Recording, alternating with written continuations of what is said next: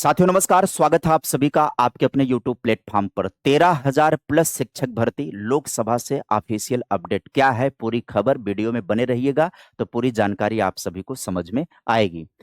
Appeal करूंगा कि आप सभी लोग वीडियो को लाइक कर दीजिएगा। चैनल पर पहली बार मिले होंगे, जुड़े होंगे तो चैनल को सब्सक्राइब कर दीजिएगा। 13,000 शिक्षक भर्ती का क्या है सच और कौन सा लोकसभा से ऑफिशियल अपडेट निकल करके आ रहा है, ये जानकारी मैं आप सभी को साझा करने वाला हूं। ये वैकेंसी की बात करें अगर हम, तो ये वैकेंसी कहाँ पर आपको देखने को मिलेगी? केंद्रीय विद्यालय व नवोदय विद्यालयों में। अब आप कहेंगे कि सर केवीएस में और एनवीएस में तो अभी वैकेंसी चल रही है, अभी तो मेंस का एग्जाम चल रहा है, अभी हाल फिलहाल में वैकेंसी चल रही है, तो फिर से ये नया आंकड़ा आप कहाँ से लेकर के आ गए हैं? तो पहले ही मैं आपके प्रश्न का जवाब दे रहा हूँ, आप पहले समझ लीजिए। जहां पर केवीएस और एनवीएस में नई वैकेंसी की प्रक्रिया चल रही है, वहीं पर आपने देखा होगा कि केवीएस और एनवीएस में ही एडहॉक पर भर्तियां भी हो रही हैं, कॉन्ट्रैक्ट बेस्ड टीचर भी रखे जा रहे हैं। रोज डेली आप अखबारों में ये विज्ञापन देख रहे होंगे। अगर आप अखबार पढ़ते होंगे तो डेली आपको अखबारों में ये विज्ञापन दिखाई पड़ता होगा कि रोज डेली किसी न किसी केंद्रीय विद्यालय में, किसी न किसी नवोदय विद्यालय में संविदा पर अध्यापकों को रखने की वैकेंसी आती रहती है डेली। अब आपको ये नहीं समझ में आता है कि एक तरफ भर्ती चल रही, दूसरी तरफ संविदा पर नियुक्तियां क्यों चल रही हैं? क्यों नहीं वैकेंसी में कंप्लीट कर दिया जाता है उसको? तो देखिए मैं आपको समझाता हूँ। जो वैकेंसी के नोटिफिकेशन के रिलीज की तिथि होती है, उसके बाद भी कई सारे विद्यालय अस्तित्व में आ जाते हैं और उसके बाद भी कई लोग रिटायर हो जाते हैं, उसके बाद भी कई लोग विद्यालय वो नौकरी छोड़ देते हैं। तमाम स्थितियां होती हैं जिसके कारण रिक्त पद हो जाते हैं। अब आप कहेंगे तो क्या 13,000 रिक्त पद हो गए हैं? तो मैं अपनी तरफ से ये बात नहीं बता रहा हूं, मैं आपको आंकड़ा दिखा रहा हूं जो लोकसभा के पटल पर रखा गया 16 मार्च को। 16 मार्च 2026 को लोकसभा में जवाब देने वाले मंत्री, शिक्षा राज्य मंत्री जयंत चौधरी जी ने जवाब दिया है लोकसभा में एक प्रश्न के उत्तर के तहत। इन्होंने बताया कि देश भर में कुल रिक्त शिक्षण के जो पद हैं वो 13,701 पद हैं केवीएस और एनवीएस विद्यालयों के अंदर, जिसमें केंद्रीय विद्यालयों में 8,618 पद रिक्त हैं और जवाहर नवोदय विद्यालयों में 5,083 पद रिक्त हैं। अब यहाँ पर समझाते हैं ये रिक्तियां क्यों हुई हैं। तो रिक्तियों के 6 मुख्य कारण हैं। नए विद्यालय भी कई जगहों पर खुल रहे हैं, रिटायरमेंट हो गया, कई लोगों ने इस्तीफा दे दिया अपना।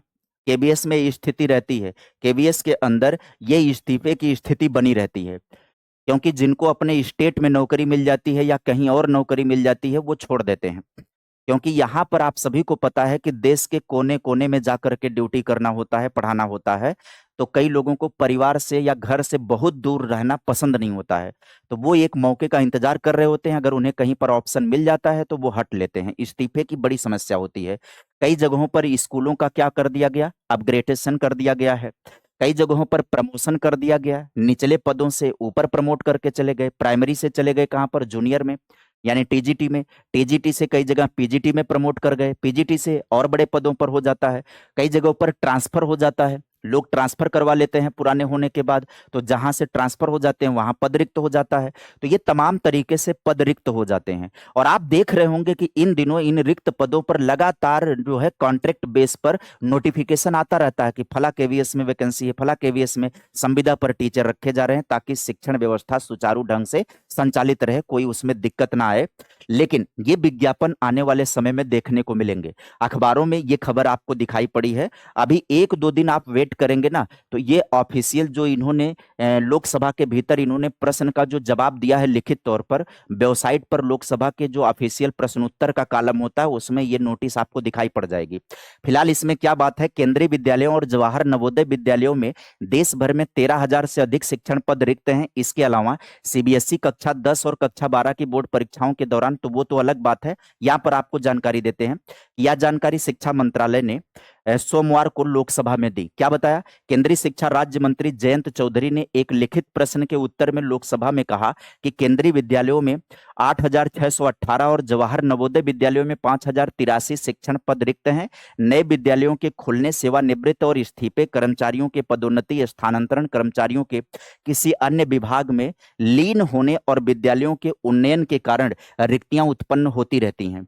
उन्होंने कहा कि रिक्तियां भरना निरंतर प्रक्रिया है और केंद्रीय विद्यालयों, केबी और जवाहर नवोदय विद्यालयों में ये संबंधित भर्ती नियमों के तहत की जाती रहती है और की जाती रहेगी। यानी कि आने वाले समय में भी विज्ञापन आप सभी को देखने को मिलेगा। अब वो विज्ञापन कब देखने को मिलेगा? 2027 के आखिरी तक जाकर के विज्ञापन देखने को मिलेगा। क्यों? क्योंकि जो लोग कॉन्ट्रैक्ट बेस पर अभी रखे जा रहे हैं, कम से कम उनका 1 साल के लिए एग्रीमेंट होता है। कम से कम 11 महीने का एग्रीमेंट उनका होता है। तो 11 महीने के लिए तो कॉन्ट्रैक्ट बेस पर लोग नियुक्त किए ही जा रहे हैं। वो लगातार पढ़ाने का काम करेंगे ही करेंगे। और नई भर्ती की प्रक्रिया चल रही है, कुछ टीचर जाएंगे उस भर्ती प्रक्रिया से, तो वहां पर शिक्षकों की रिक्तियों को कंप्लीट करेंगे। अब बात आती है कि क्या 1 साल के बाद? हाँ, बिल्कुल संभावना है कि 1 साल के पश्चात जो है एक वैकेंसी और देखने को मिलेगी। केबी विद्यालय में और एनवीएस में भी वैकेंसी देखने को मिलेगी। और तकरीबन तकरीबन 13,000 पद खाली हैं दोनों जगहों का मिला लिया जाए तो निश्चित तौर पर एक और वैकेंसी की राह खुल रही है। यहां पर 13,701 रिक्तियों का प्रभाव क्या होगा? संविदा शिक्षक नियुक्त किए जा रहे हैं ताकि छात्रों की निरंतर जो है शिक्षा प्रक्रिया आगे बढ़ती रहे, छात्रों की पढ़ाई प्रभावित ना हो, इसके लिए केवीएस और एनवीएस दोनों जगहों पर अस्थायी तौर पर संविदा शिक्षकों की नियुक्ति की जा रही है। और ये संविदा की नियुक्ति कम से कम 11 माह के लिए होती है।